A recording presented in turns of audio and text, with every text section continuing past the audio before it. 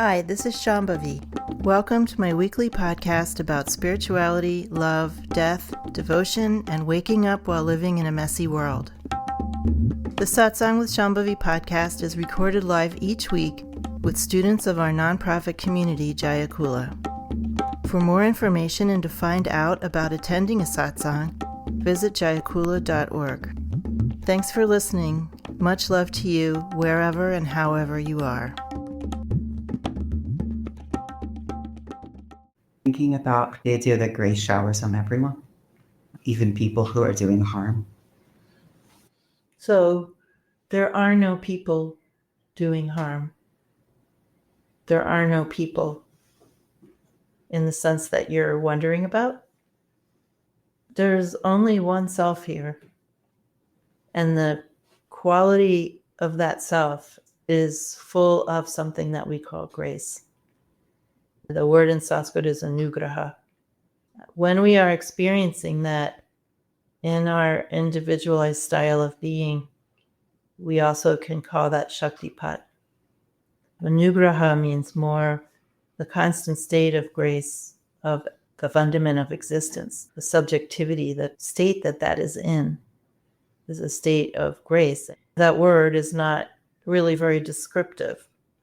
It doesn't really say much unless you already know what it is. I couldn't really even begin to describe what it is. However, we can experience it. And we experience it in different ways. We might experience it as some rather sudden shift in our own experience, where we feel radically relaxed and content and alive at the same time, very alive. But there's a quality of just absolute relaxation.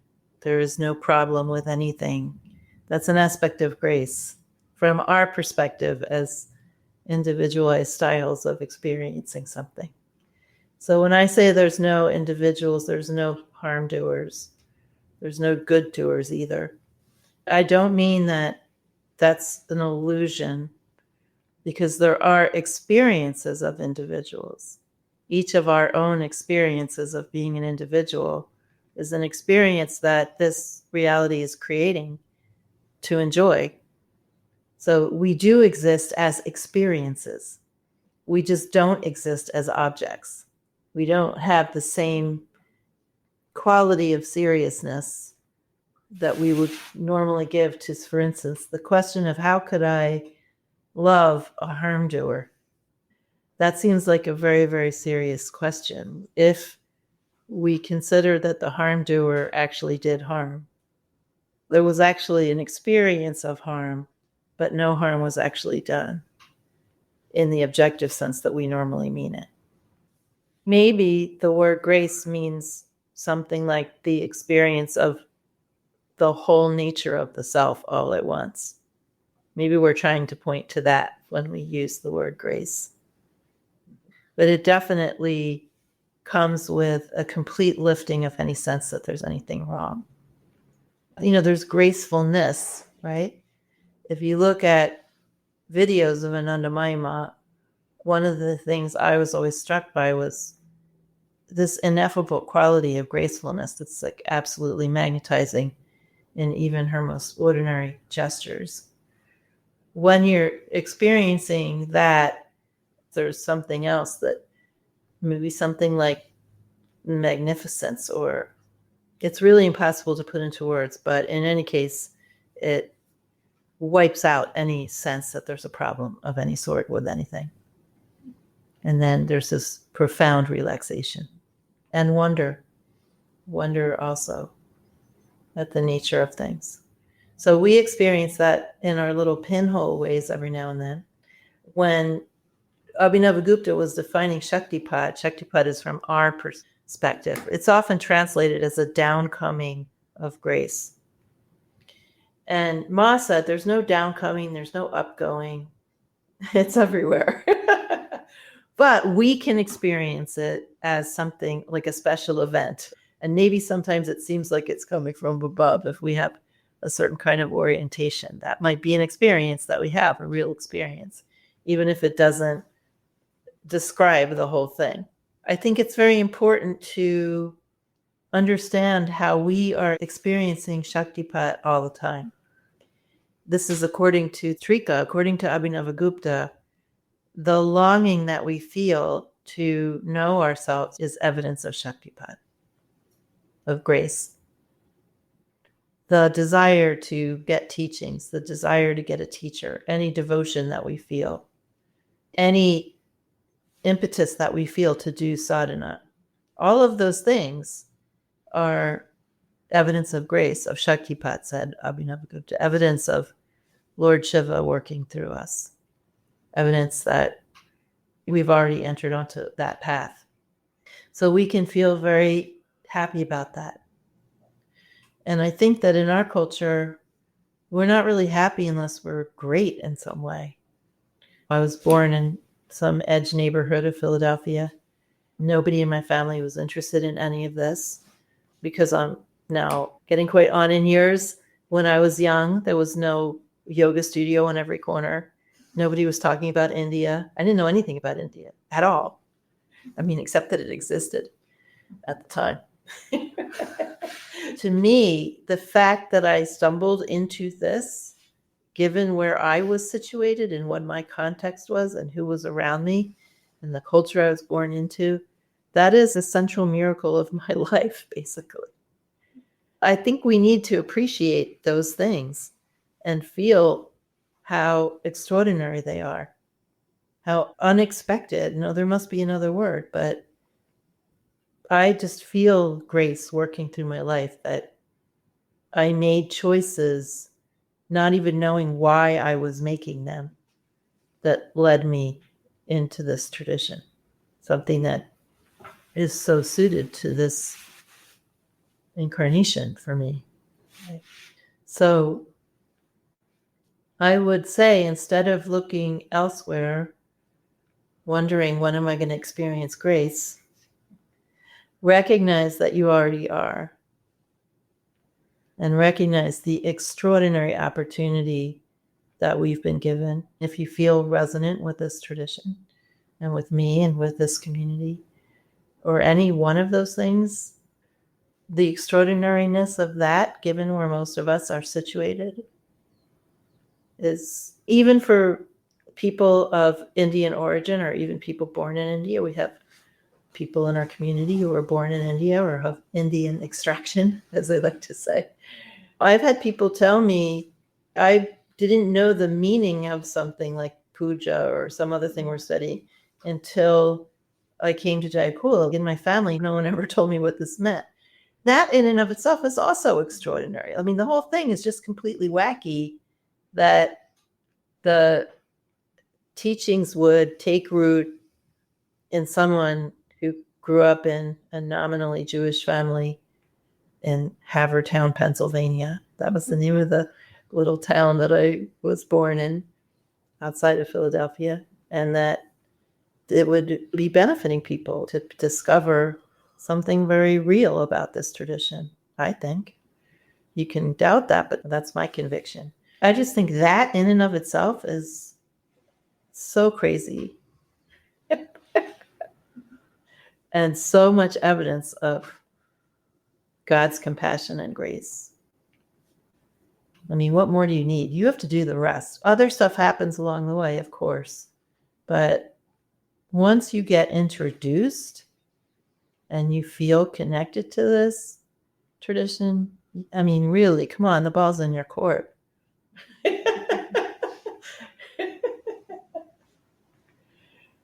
Can you talk a little bit about emotions that you may have versus a hit of a feeling tone, and recognizing when you're having just, I don't want to say just an emotion to make it sound like lesser than, but just when you're having an emotional state versus like some more enlightened recognition of a feeling tone of a situation or a person or whatever it is?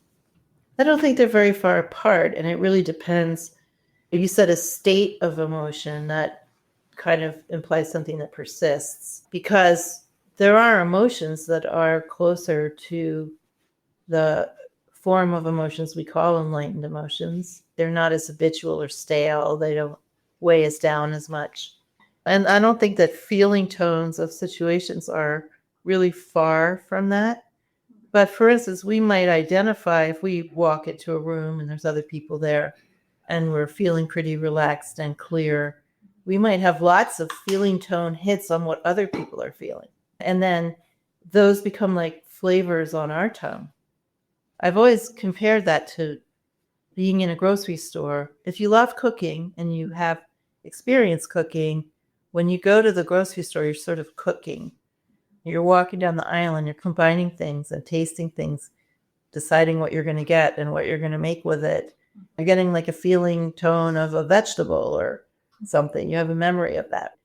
You have a sense imprint of what that is, like a tomato. When you walk into a room with people, it's the same thing. I mean, you're a person.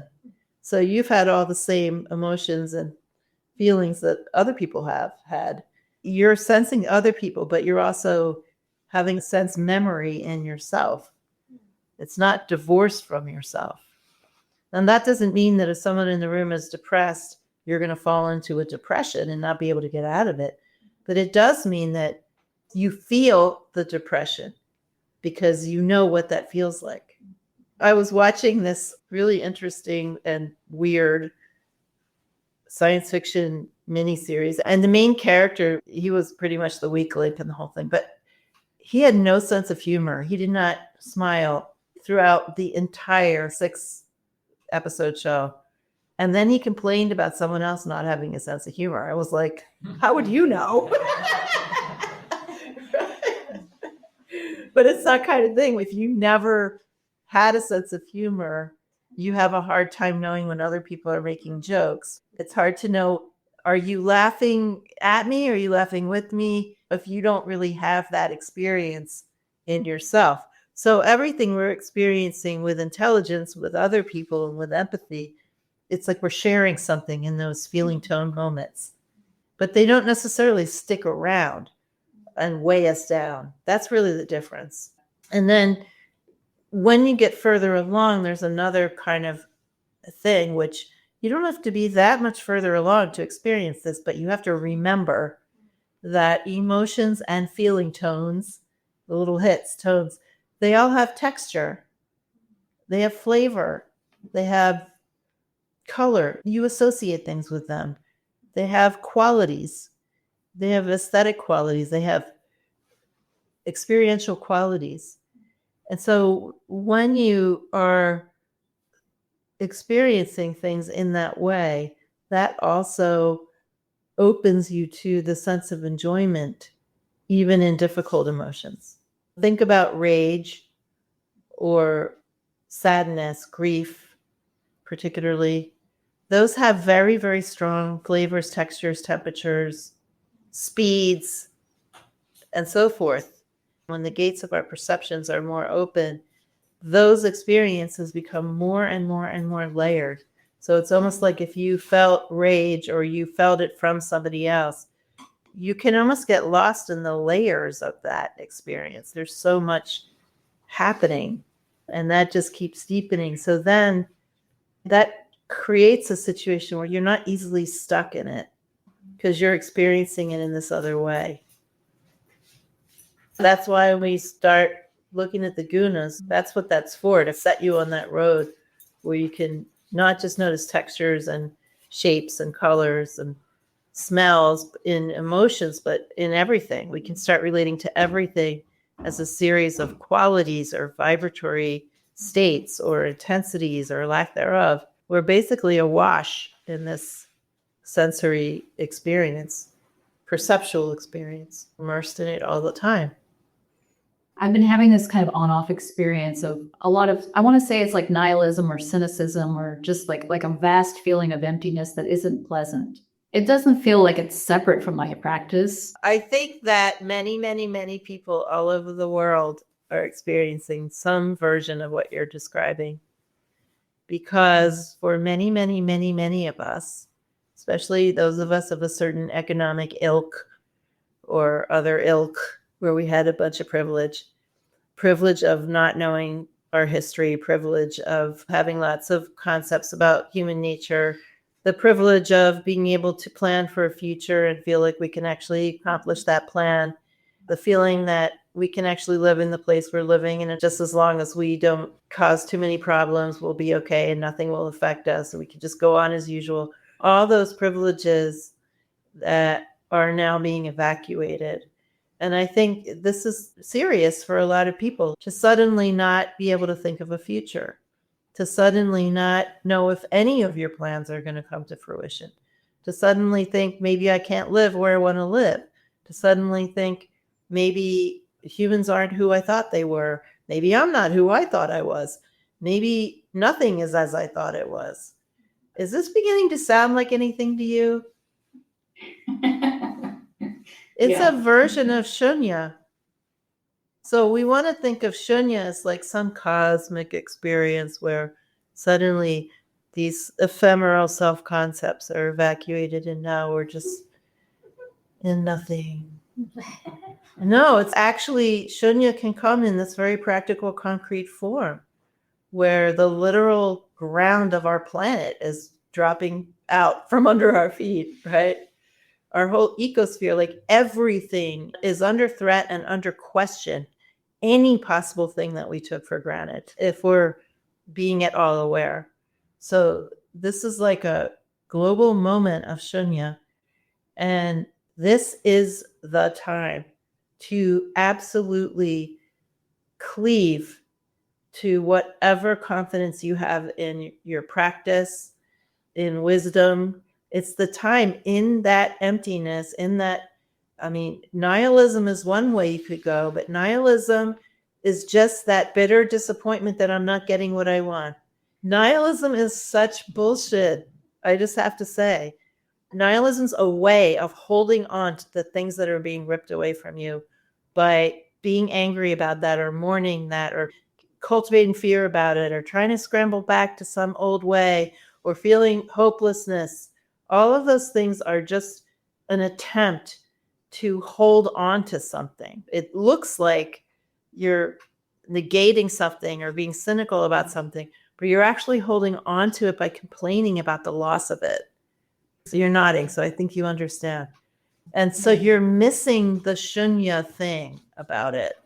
So you need to totally let go. Humans are not what you thought they were. Your future is not secure. The future of the whole planet is not secure. The future of the human race is not secure. Madmen are in power. Everything is different than you thought it was, including your own history. You can't really think of the future in the same way. Those are true. What is left?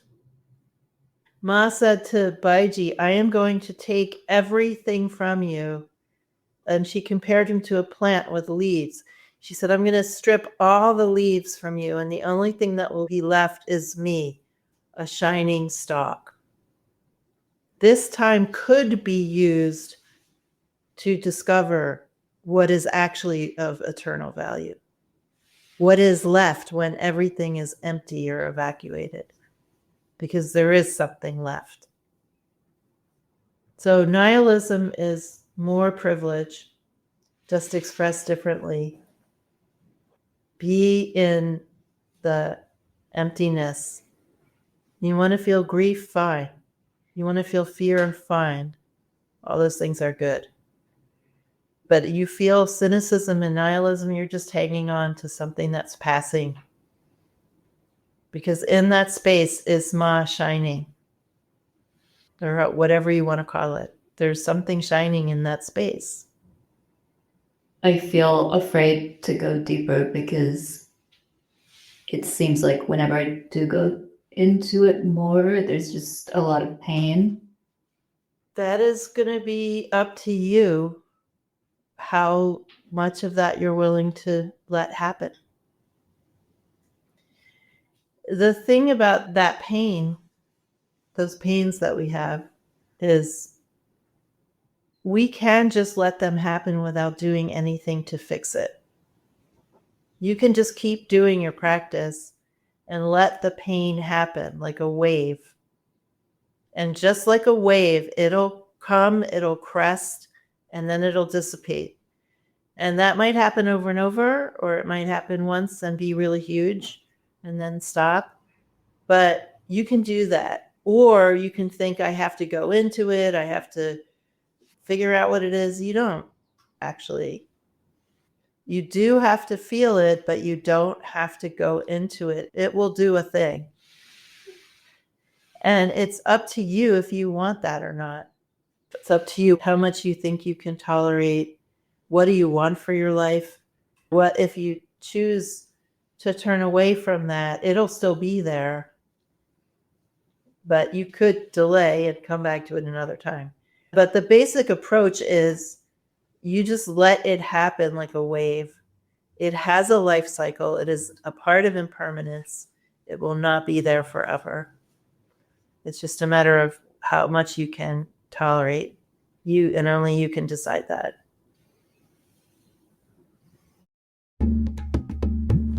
Satsang with Shambhavi is produced by Jaya Kula, a nonprofit community offering opportunities to learn and practice in the direct realization traditions of Trika Shaivism and Dzogchen. If you enjoyed listening, please help us keep this podcast and many other teachings open to all by making a monthly or one-time donation. Visit jayakula.org to make a donation and explore more of our offerings.